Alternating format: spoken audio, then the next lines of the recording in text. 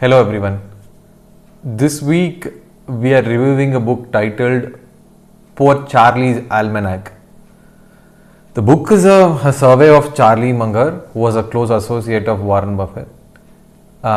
It talks about his approach to learning, decision making, investing, and also his speeches that he has done over a period in time. It also has a lot of question answer pieces throughout the book, wherein Charlie tries to decode and help us understand why he did whatever he did and his thought process in doing them. I'll start off with a quote which is featuring in the start of the book, where Charlie says, acquire worldly wisdom and adjust your behavior accordingly. If your new behavior gives you a little temporary unpopularity with your peer group, to hell with them. So very clearly he is a person who thinks about continuous learning and lifelong learning. Moving on to the summary of the book. For those of you who are not aware of Charlie Munger, he was a close friend and associate of Warren Buffett, working in Berkshire Hathaway, and both of them have generated a lot of value to their shareholders by investing in fundamentally strong companies. If you look at his early life and childhood, Charlie, to our surprise, did not hold an undergraduate degree, but he went on to study in Harvard Law School, and he practiced law for some time before he realized that the profession is not going to earn him a lot of money at the pace that he is looking for, and he quit. And another important point that we see throughout the book is that Benjamin Franklin seems to have a lot of impact on the thought process and the way Charlie Munger goes about doing things. He's a big fan of him and seems to have reread his biography quite a number of times. And the other important point he says is that you have to make friends with great people to understand the great ideas that they propose to the world. So for example, he says if you want to learn about the principles of economics, you should make friends with Adam Smith by reading The Wealth of Nations. Similarly, with respect to Benjamin Franklin, I'm assuming he wanted to make friends with, and he read his biography many a number of times. If you see, Franklin used his self-made wealth to achieve financial independence. He was a self-made man, Benjamin Franklin, and so he built financial independence around that, and so that he could concentrate on societal improvement. He was one of the founding fathers of the USA, if you are not aware, right? So Charlie tries to emulate that in his life as well. He tries to make a man out of himself by learning things that in a self-taught way, etc. He also talks about old age, and he believes that he brings in Cicero and his discourse on old age. And he says that old age is not a bad thing that people should worry about. It is a resultant of what we do in the first half of our life, and the amount of good work and preparatory work that you do in the first half of your life will help you lead a peaceful life in the second half. And with respect to general principles of living, Charlie bases it on very simple principles. He talks about preparation, patience, discipline, and objectivity. While all of these have helped him generally in terms of investing, he applies that in business as well as life decisions as well. And the other key point he talks about is all of us individually have to build mental models using the ideas and thoughts that we have gathered over a period of time from a variety of fields, and they should act as a framework for us to gather, process, and act on such information. He believes that they all have to be stitched together from traditional disciplines like history, geography, physics, chemistry, psychology, etc. It need not be from new and emerging technologies or new and emerging fields. All of these models can be built from erstwhile fields of study. And the other point is that you cannot know anything, or you cannot make better decisions if you just cram facts and inputs from all of these fields. It is important you tie them together in the lattice work of theory, and they all sit on top of this lattice work, and thereby you know how they are connected to one another, and hence better decisions can be made. And that is why he talks about building these mental models by gathering all these facts from a wide variety of fields. And he also very particularly talks about the analogy of treating all these ideas and models as mere tools. Don't hold on to them because you like them, and because they are tools. The moment you get a better tool or a better idea or a better approach, you should discard the old tool and cling on to the new one and add it to your repertoire, right? He also talks about circles of competence.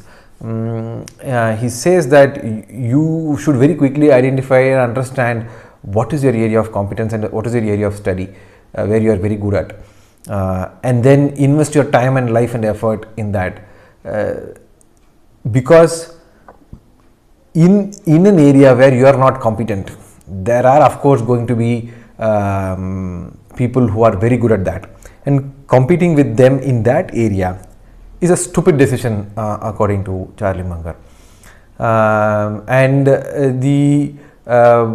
This principle applies not just to investing but also generally in life as well. Of course, in investing it makes all the more sense, and if you try to understand how Charlie Munger and Warren Buffett invest, you will see that they don't invest a lot in tech companies, because according to them they don't understand how the industry works, and they don't invest in it. They primarily invest in traditional fundamental companies, right? And circle of competence is the core concept behind that thought process.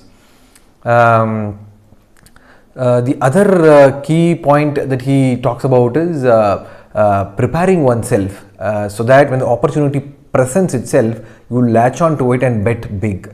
Again, it's a very strong investing principle that they follow.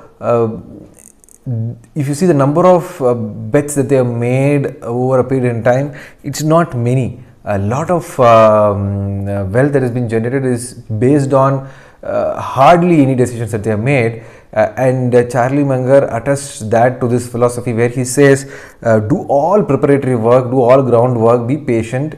There will be an opportunity which comes up wherein you cling on to that and bet big on that, rather than apportioning your funds on multiple decisions and hoping that one of them will click. Now you can apply this to your general life philosophy as well, where preparation becomes very important, and you focusing on one thing which you think is going to change the way your life is being lived upon. And there is this funda where they talk about having a 20 box ticker and for a lifetime, and every time you make an investment decision you make a tick there.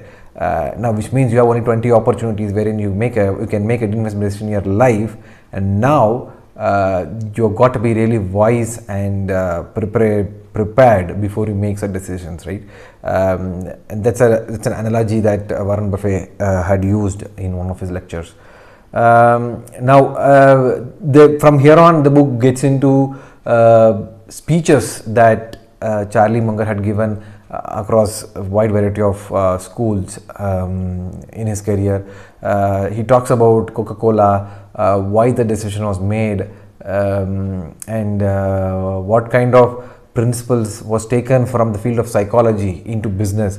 Say for example the Pavlov's theory or the operant conditioning theory, wherein Coca-Cola wants you to think about it when you feel thirsty rather than drinking water, right? So how do you use multidisciplinary thought process into your business is something that he talks about. In Coca-Cola, he talks about General Electric, Jack Welch and Walmart, how these companies made a fortune from very simple ideas and purely from disciplined way of working, right?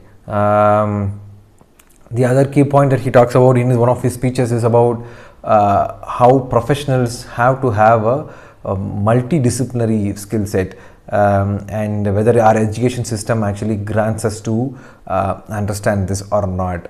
And he also talks about how a person who is trained in only one area thinks about every other problem statement from that lens only. Say the example that is often quoted in this book is also about how a person who is trying to use a hammer always thinks every other problem as a nail, right? So it is very important for us professionals to have multidisciplinary thought process and approach, so that we are able to approach a problem statement with a more rounded solution, right? That's the point he tries to drive home.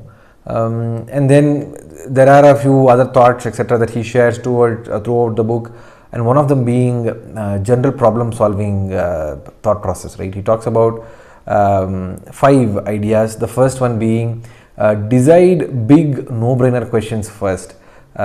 Second one is apply numerical fluency. Invert, think the problem in the reverse, see if you can find something around that. Apply elementary multidisciplinary wisdom, and watch for combinations of factors. He calls this as the Lollapalooza effect, right? Lollapalooza effect is basically wherein individually all these variables that are there may not give you a big impact, but when they work together with one another, it gives you a big bang result, right? That is the Lollapalooza effect.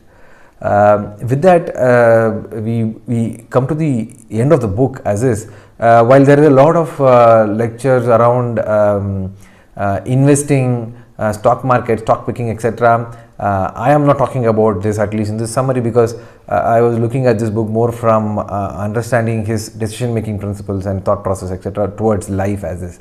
So I conclude the summary here. What are the key takeaways from this book? It is important to build mental models and synthesize them into usable frameworks, and looking for a single solution to all problems that we face in life is not worthy. Number 2, when Charlie Munger was asked to describe his philosophy towards life and business success in one word, he said rational. He also talks about being brutally honest in all his decision making. So being rational and honest in your decision making is very, very important. Number 3, his whole philosophy of life is built around 4 key principles: patience, preparation, patience, discipline, and objectivity. They seem to form the cornerstones of Charlie Munger's not just investment decisions but also life and business decisions as well. He encourages us to not look at bounties and quick wins, but rather grinding and slow long-term wins. With that, we come to end of this week's review and summary. I'll catch up with you with another interesting book the next week. Till then, bye.